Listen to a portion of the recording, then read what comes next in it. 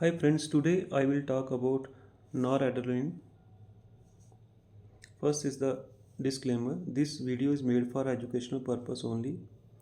The information available on this channel does not offer diagnosis or any advice regarding the treatment. So the information provided here should not be used as an alternative to healthcare professionals' diagnosis or treatment of any person or animal. And also there is no endorsement for any brand or company. Noradrenaline, it is also known as norepinephrine. It is a neurotransmitter and it also acts as a hormone. It plays an important role in body's fight or flight response, and as a medication it is used to increase and maintain the blood pressure. It belongs to a class of vasopressor, or we call it as endogenous catecholamine. It is both alpha and beta agonist, and predominantly it is used as a peripheral vasoconstrictor. The mechanism of action is vasoconstriction. It mainly acts on the alpha 1 receptors and it has a weak action on beta 1 receptors. Actions on the alpha 1 receptors are quite prominent as compared to the beta 1 and beta 2 receptors. At lower doses, that is, if the dose is less than 2 microgram per minute, its action is mainly on beta 1 receptors and it increases the cardiac output. Whereas when it is given at higher doses, that is more than 3 microgram per minute, the alpha actions are pronounced and it leads to vasoconstriction. So it is a drug of choice for septic shock. Again, coming to the mechanism of action, it has both alpha and beta receptor agonist action. When it stimulates alpha 1 and alpha 2 adrenergic receptors, it causes blood vessel vasoconstriction. So it increases the peripheral vascular resistance, which results in the increased blood pressure. This effect also reduces the blood supply to the gastrointestinal tract and the kidneys. Noradrenaline also acts on the beta 1 receptors and it increases the heart rate and cardiac output.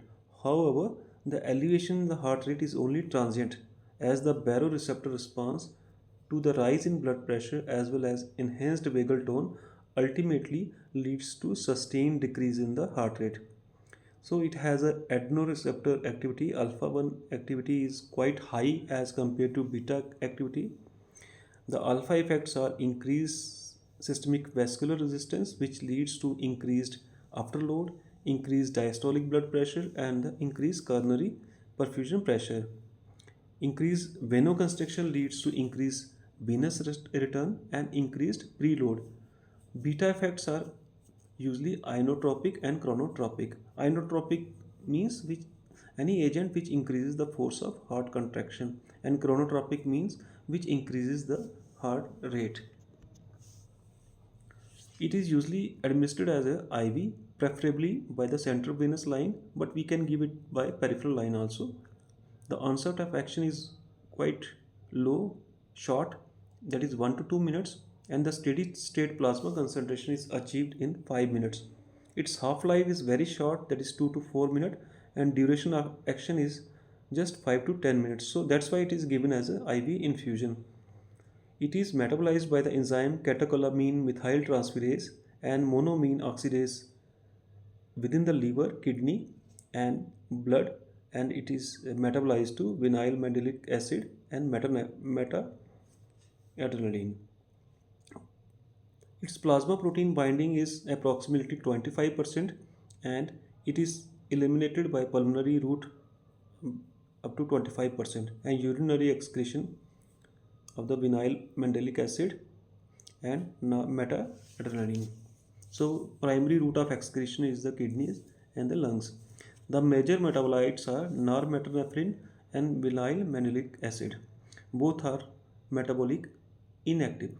These normetanephrine and vanillylmandelic acids, they are both metabolically inactive. This is noradrenaline. It is available in ampoules, vials, and in some packs. It is a clear colorless solution, and usually it is available as one ampule of 2 ml, which contains 2 milligram of noradrenaline.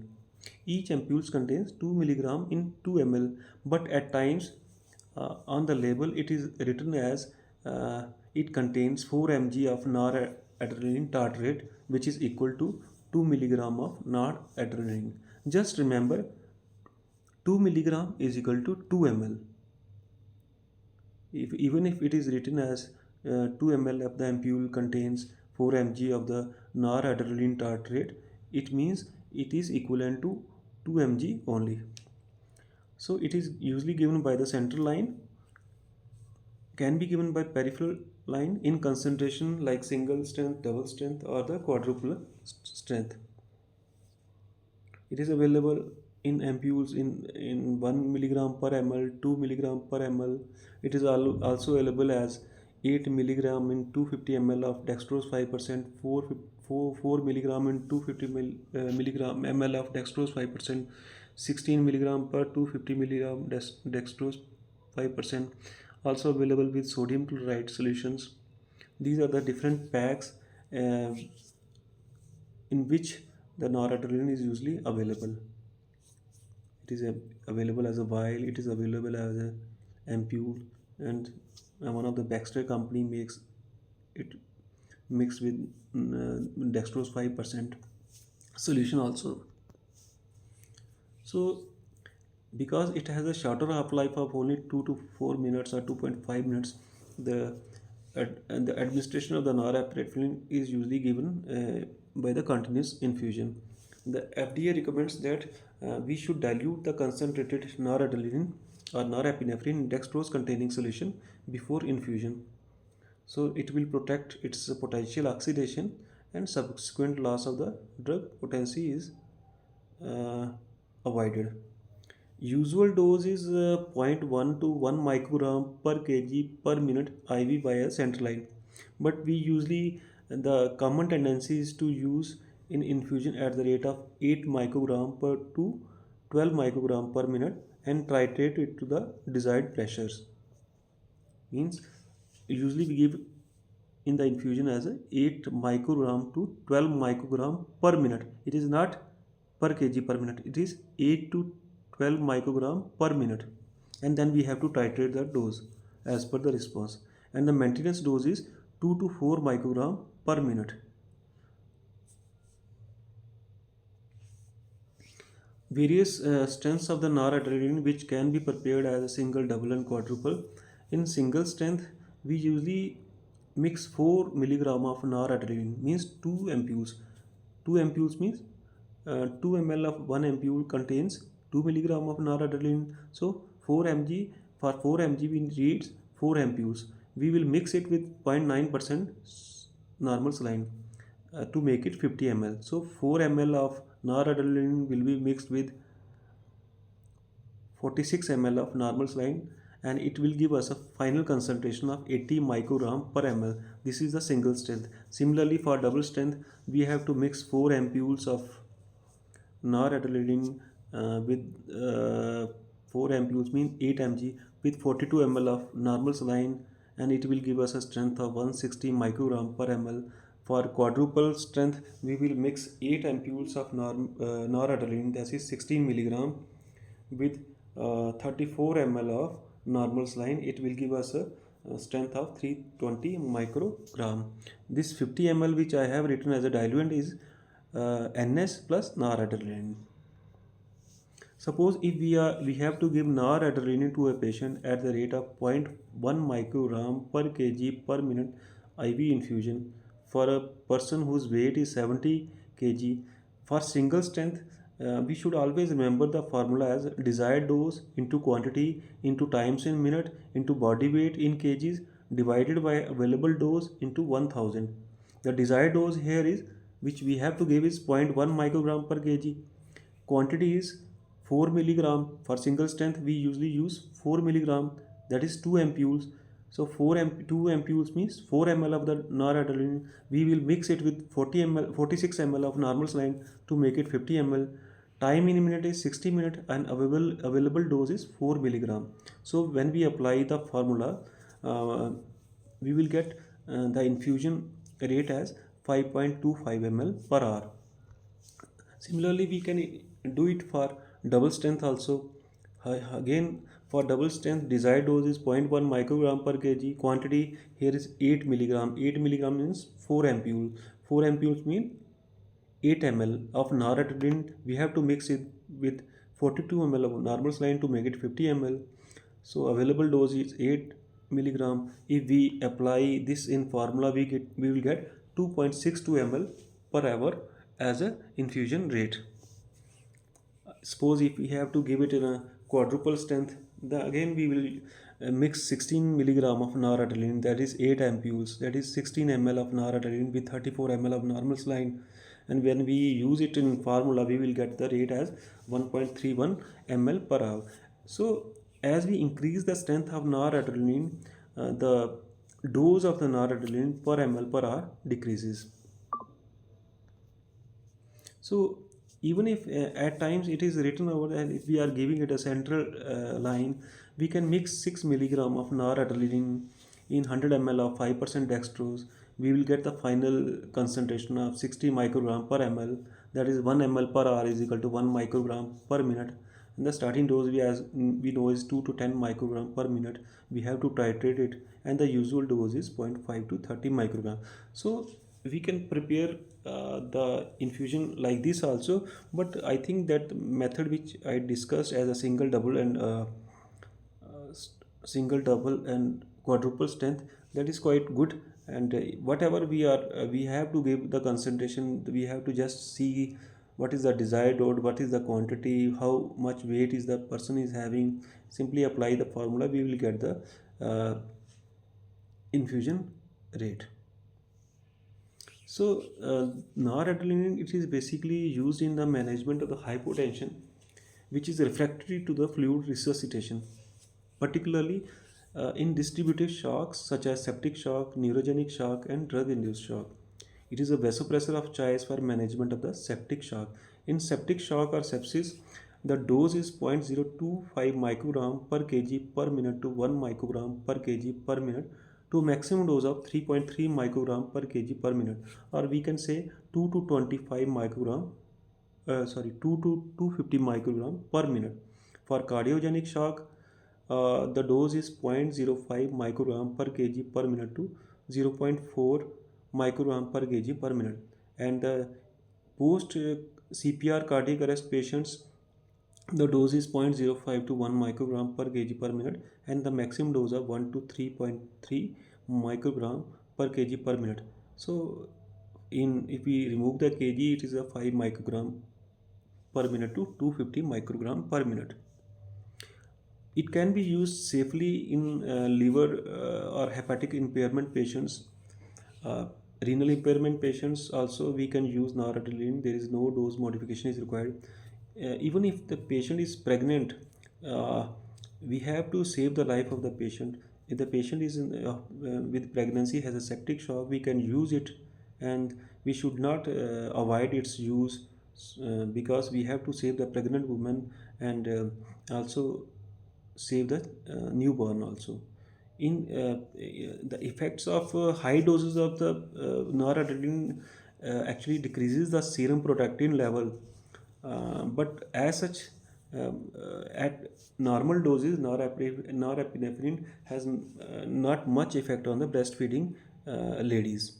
So higher intravenous doses, if given to a lactating women, it may reduce the milk production and decrease the concentration of the beta casein in the milk. But at usual doses, it has a not very high impact on the breastfeeding. So it can be used except at higher doses.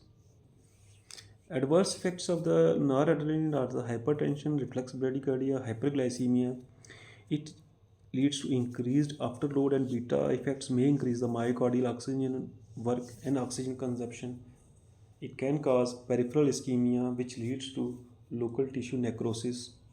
Patient can have anxiety, insomnia, confusion, headache, psychosis, tremors, nausea, vomiting also. Uh, it should be contraindicated in patient who has a hypersensitivity reaction to any of its products. The patients who are hypotensive from blood volume deficits, patients who have mesenteric or peripheral vascular thrombosis, or uh, especially in anesthetic setup when cyclopropane and halothane as anesthetics are used, then we should avoid its use. It has very few drug interaction, especially the non-selective monoamine oxidase inhibitors, selective monoamine oxidase inhibitor, linezolid, thyroid hormones, cardiac glycosides, ergot alkaloids, and oxytocin. They basically enhance the vasopressor or vasoconstrictive effects of noradrenaline. So we have to be very cautious. At the infusion site, uh, if there is extravasation of the noradrenaline, can lead to tissue necrosis. So we have to avoid the extravasation of the noradrenaline.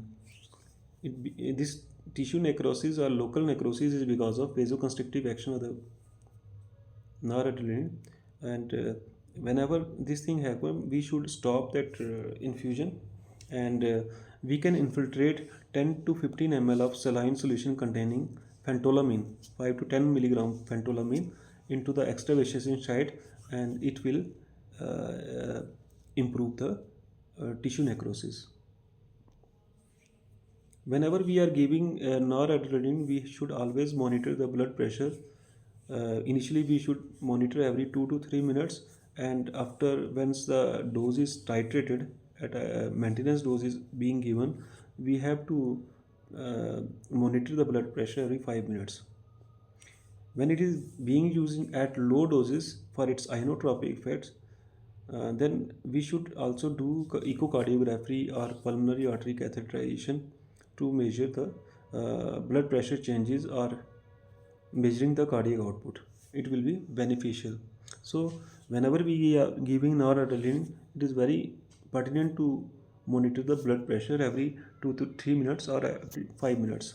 This is the infusion table which we can paste in our emergency, and it shows the rate in ml per hour depending on the patient's weight and desired rates of the infusion. Suppose if a patient comes who is 50 kg weight, and we have to give him 0.025 microgram per kg per minute noradrenaline, the dose in that case will be 0.9 ml per hour. Similarly, if we go on increasing the dose and go on increasing the weight, for example 70 kg patient comes to us, and we have to infuse him 0.125 microgram per kg per minute of the noradrenaline, then the infusion rate will be 6.6 ml per hour.